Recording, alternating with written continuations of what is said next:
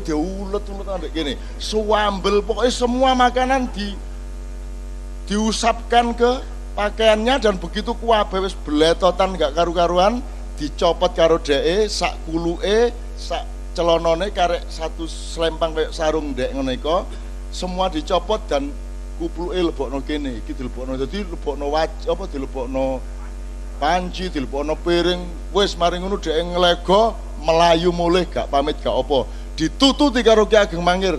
Sopo iki koyo ngene iki? Begitu Ki Ageng Mangir sampai keluar, Sunan Kalijaga sudah hilang.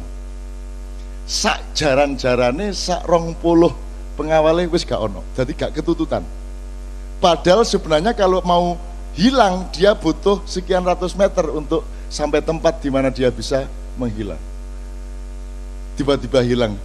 Detik itu juga Ki Ageng Mangir mengatakan kepada anaknya, menantunya yang namanya Ki Ageng Wonoboyo. Wonoboyo ini juga cucunya Brawijaya juga dari daerah Gunung Kidul. Semuanya juga muridnya Sunan Kalijaga. Dia bilang sama Wonoboyo, Wonoboyo, kowe saiki mimpin tanah perdikan Mangir. Kowe saiki tak dapuk dadi Ki Ageng Mangir Wonoboyo kaping 1. Lah Wonoboyo bingung, lah panjenengan badhe pripun niki kok diparing keten kula. Aku tak goleki guruku, langsung mencolot nututi Sunan Kalijaga, metu nang halaman bingung nututi nang ndi iki.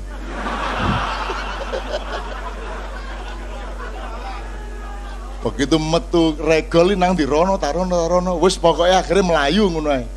Melayu terus, dolek sampai berbulan-bulan, sampai akhirnya dia ketemu di lereng Gunung Merapi. Kemudian Sunan Kalijaga mengatakan, oke, nek kowe arep dadi muridku, tak uji sik, kowe kudu iso dadi naga ngubengi Gunung Merapi, ilatmu karo buntutmu kudu iso gathuk. Wah, berusaha setengah mati. Itu simbolik, artinya dia diakui murid kalau dia sudah menyebarkan kebaikan ke seputar Gunung Merapi. Teman-teman sekalian kan pernah tahu ceritanya Nasruddin toh? Nasruddin Hoja. Mirip seperti itu toh? Itu di Persia sana, jadi itu di zaman Genghis Khan. Ada seorang sufi gendeng kayak Abu Nawas, diundang nang keraton gak diterima karo satpam. Karena pakaiannya tidak memenuhi syarat, akhirnya dia mulai nyili tonggone, berpakaian tertib yang memenuhi syarat, dia datang lagi ke keraton, sampai di situ diterima, mangkel atine, sing diterima lah duduk aku sing diterima lah pakaianku Akhirnya dia melbu ke perjamuan, kelambine dicopot, sebenarnya dicopot, dilewebokno ngono mang, bleng. Akhirnya mulai karo katokan tok, satpam dulu kok sampean mangsul katokan. Lho sing diundang lah pakaian duduk aku, mulai deh. Iku Nasruddin. Tapi lah gak sampai, jangan sambil dibledot. Nah, Sunan Kalijaga Jawa rek lebih dari wong Arab ya wong Persia. Nek ngono tok gampang iku dirodok luwih dramatis. Ngono nek Jawa. Itu sekalian ya, oke. Jadi Sunan Kalijaga itu pun dia mengalami kegagalan. Saya kasih dua aja kegagalannya. Kegagalan dalam arti dia nggak gagal, cuman sejarah punya sifat sendiri dan Allah memiliki rencana sendiri. Kamu tahu Mas Karebet ketika dia menjadi Raja Demak, tapi dia memilih beristana di Pajang, itu ada yang tidak terima, yang merasa dia lebih berhak untuk menjadi raja, yaitu Haryo Jipang atau Haryo Raden Penangsang. Ya, Karebet ini sakti luar biasa. Karebet ini yang memegang Kiai Sangkelat. Kiai Sangkelat ini yang membuat adalah Empu Supo Anom. Itu empu nomor 1 kerajaan Mojopahit. Yang pernah dicuri keris ini dari kerajaan Demak oleh oleh Ki Maling Celuring. Jadi tahu krungu Maling Celuring?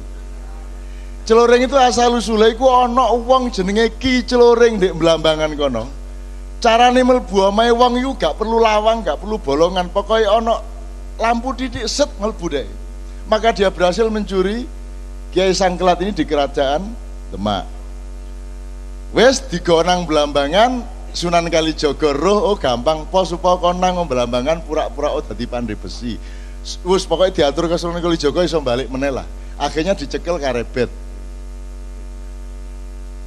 Nah Karebet ini mau ngelawan arek cilik jenenge arek Penangsang gak enak sih. Arek cilik pedida-pedidi kok tak sikat temenan kon.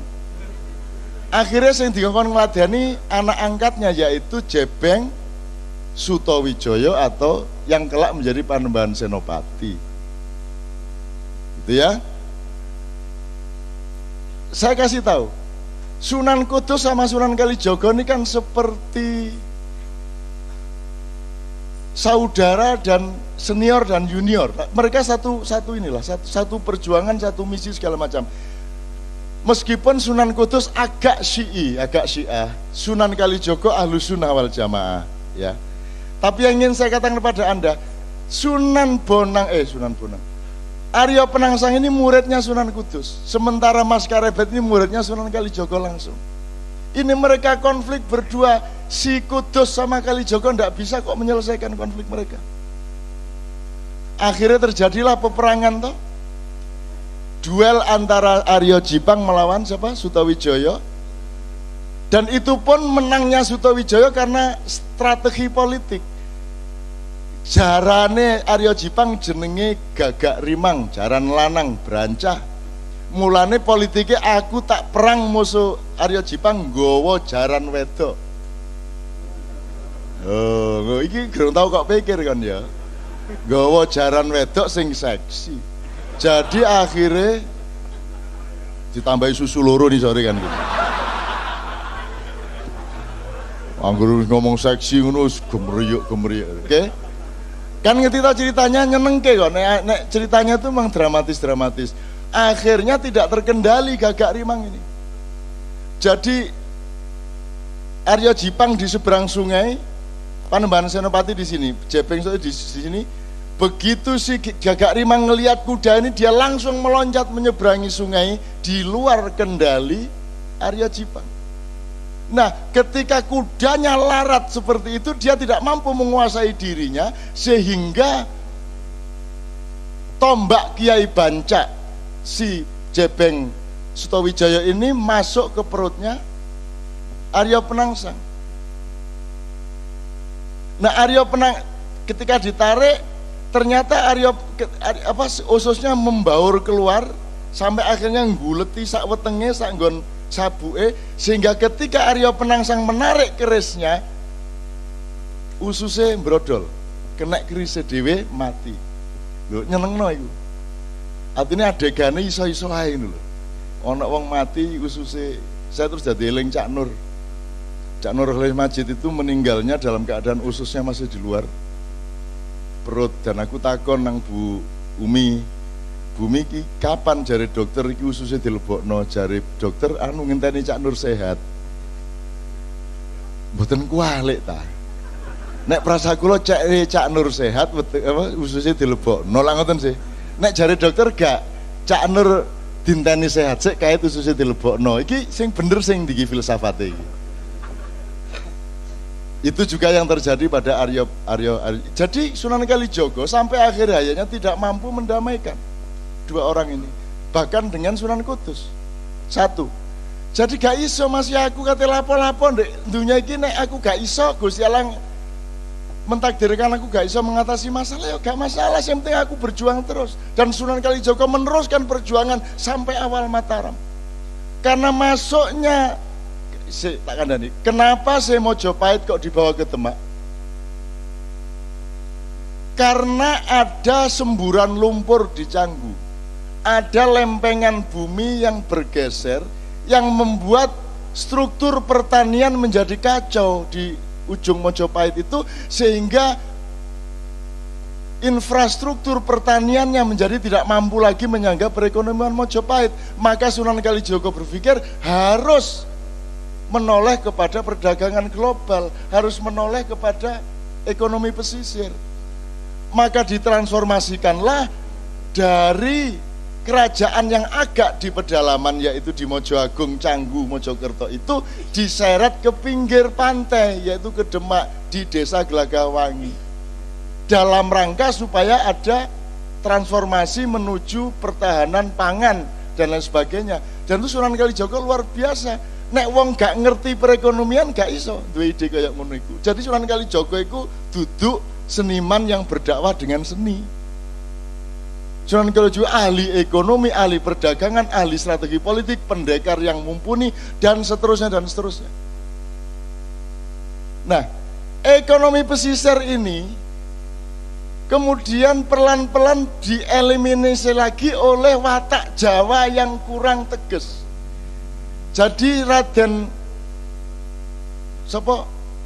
Sultan Hadiwijaya Joko Tingkir iku pekewo, kate beristana di Demak itu pekewo. Aku tak ndek pinggir-pinggir, aku tak ndek Pajangai. Dia lupa bahwa dengan dia masuk ke Pajang, maka seluruh infrastruktur keraton juga akan pindah ke pedalaman. Jadi perekonomian global yang diciptakan Sunan Kalijaga menjadi masuk ke pedalaman.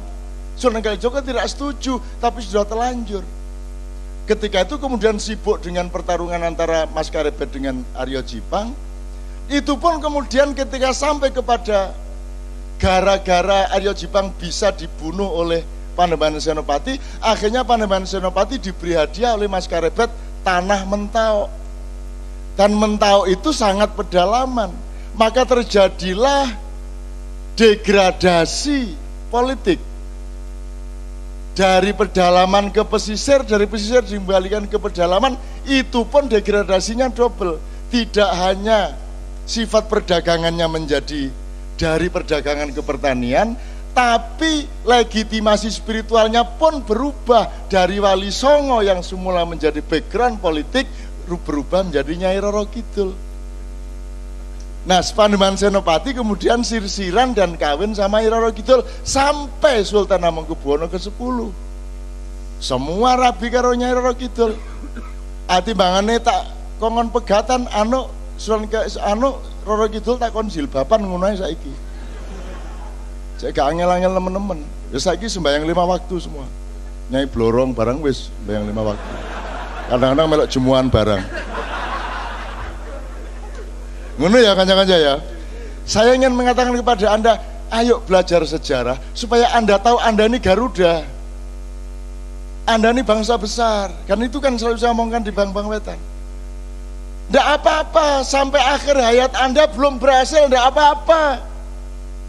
Anakmu yang berhasil, nek gak anakmu putumu. Tapi kita bangun kembali paruh yang baru itu, kuku yang baru itu, dan tidak pernah putus asa. Gak direken karo pemerintah, gak direken karo Indonesia, anggitmu Bang Wetan direken ngono ta ya apa? Kene ya gak ono sing ngreken. Gitu loh. Ayo direken-reken dhewe. Kok repot. Geden di Bang Wetan karo Indonesia aku takon, secara nilai. Secara nilai. Komprehensinya, kedalamannya, ketinggiannya, ketajamannya, gede mana Indonesia sama Bang Wetan?